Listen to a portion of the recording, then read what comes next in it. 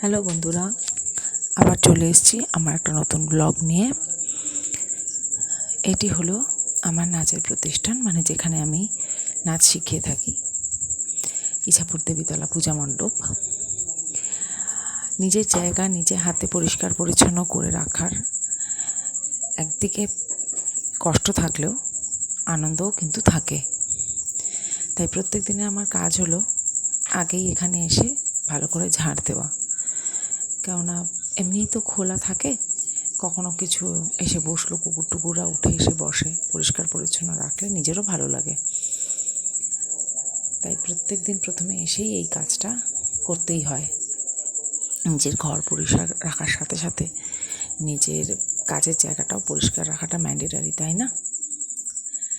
এরা আমার সব খুদে খুদে ছাত্রছাত্রীরা, অনেকে আসেনি, গরমের জন্য সবাই খুব কাহিল হয়ে পড়ছে।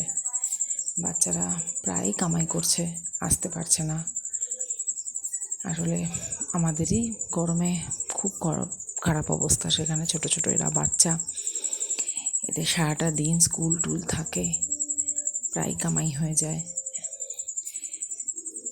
চেষ্টা করি নিজের যেটুকু শিক্ষা সেটুকু ওদের মধ্যে ছড়িয়ে দেওয়ার, নিজের মতো করে চেষ্টা করি।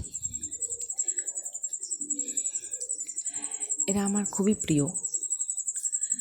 প্রত্যেক দিন এসে আগেই হচ্ছে কে কতটা ম্যামের কাছে এসে ম্যামকে জড়িয়ে ধরবে, ম্যামের আদর খাবে।